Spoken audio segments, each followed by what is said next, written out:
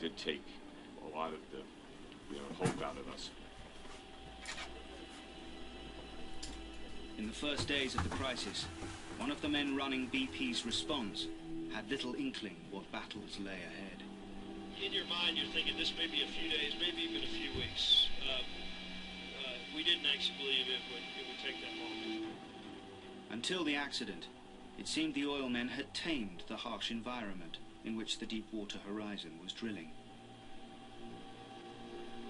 The deep water creates some really unique challenges, not the least of which is you can't physically go down and touch anything. Everything you do in deep water is remote, and it's done with sensing of one kind or another. It's a very, very technically intense industry. But there had never been a blowout a mile below the waves. It would prove to be a technological challenge beyond any faced before. The rig Doug is visiting today was brought here after the accident. The wreckage of the Deepwater Horizon lies a mile below his feet. The day after the rig sank, BP sent down a remote-operated vehicle fitted with cameras to investigate the well. When the 68,000-ton rig hit the seabed, it caused a storm of silt. When we got to the bottom, we couldn't see anything. But what these ROVs do have is sonar. So we were actually using the sonar for our eye.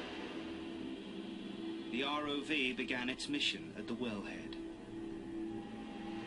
And of course, we don't see anything above the block preventer. We don't see the riser, and nor do we see oil or gas coming out. BP believed they had made a momentous discovery. And of course, at that point, we thought the flow has stopped. We thought this horrible accident maybe is coming to an end. BP believed the blowout preventer had fired as the rig sank, but the real discovery was yet to be made. We started then circling the blowout preventer with the ROV, and that's when we discovered the riser was still attached, but bent over at 90 degrees. So then we weren't certain anymore. Maybe it could be floating.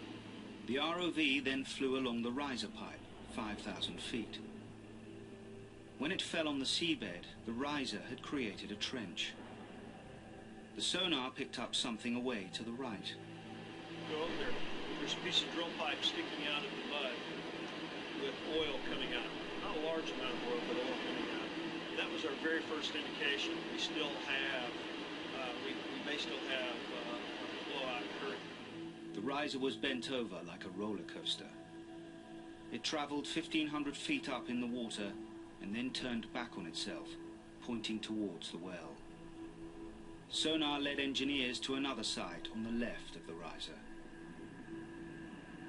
And here we see what looks to be a broken end of the riser, but now it looks like much more oil is coming out. And that's when we found our two leaks. Now we realize the well is still flowing. And the enormity of the technical challenge exploded at that point.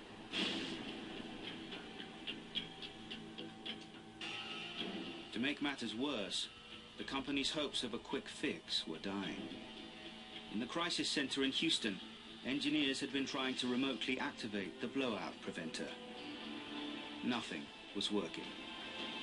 Out of options, an explosive charge was detonated inside the BOP. The BOP rocked a little bit. That tells me that it did fire. And when that didn't seal it off, well, we have a really big problem here, really significant problem. What were you thinking at that point? Oh, this is going to be bad.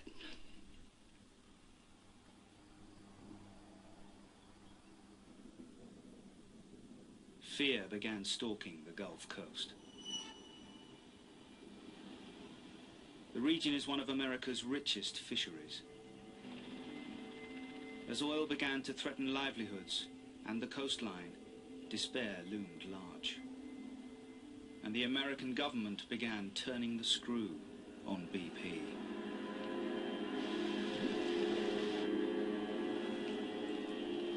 Our job is basically to keep the boot on the neck of British Petroleum to carry out the responsibilities that they have both under the law and contractually to move forward to stop this spill. Now the stakes could not be higher for BP. There were times when it felt like the world didn't trust us. There were times when it felt like that people doubted our motive. One of the biggest questions now was how much oil was flowing from the blown-out well.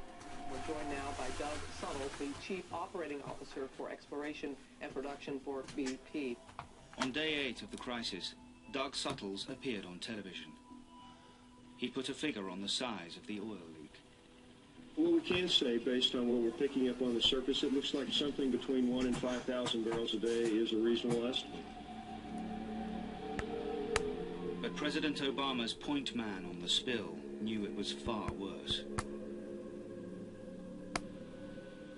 I have to tell you, what was going through my mind at the time had nothing to do with 1 or 5,000. I was so far beyond that on what the potential implications of the spill were. Admiral Thad Allen was a key figure in this crisis. He'd been brought in by the president to make sure BP lived up to their responsibilities. He dismissed the figure of 5,000 barrels of oil leaking per day.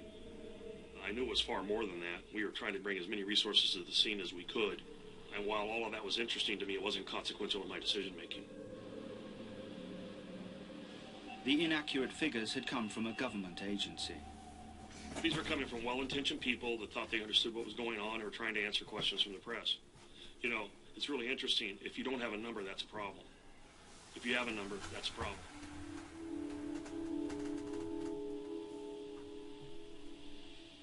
Charlie Henry had a problem of his own. Part of his job was to predict where the oil might go.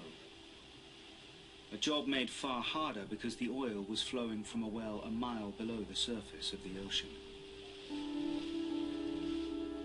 Part of the consequence from the way the oil was released was that the oil was not at the surface as a very small point source of pollution. It was widely scattered. How do you then respond to an oil slick that is initially very large? And it was very large just because of, as those droplets drift to the surface, they continue to spread. There was no single spill to target with skimming vessels and boom.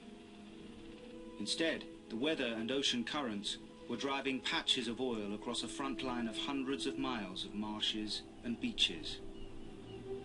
It equated more to trying to hold a line. You didn't know where the skirmishes were going to be and where the attack was going to come from, and therefore you had to defend the entire line. That put a tremendous resource requirement on us in terms of boom, skimming equipment, and people, and that made it more like a war. BP was said to be spending $6 million a day on efforts to clean up the spill. In the year before the explosion, the company's profits were nearly $14 billion. As BP's nightmare deepened, the company's leaders hoped its vast wealth could now save it. You know, very early on in the event, a conversation I had with our CEO, Tony Hayward, he told me I had every resource of the group available to me, money, people, anything I needed. There were literally no limits to the response. No limits to the amount of money? No. But all the world's riches might not be enough. This was fast becoming the well from hell. Pat Campbell was now BP's key well control advisor. In 40 years battling blowouts, he had never faced anything like this. 20 years ago, he was in Kuwait, fighting 800 oil wells deliberately set on fire as the first Gulf War ended. The work that had to be done to take care of them was about 1,000% easier than the BP well, one well. They put out just as much oil and gas. Difference was they were on the surface. Difference with this one is 5,000 feet down.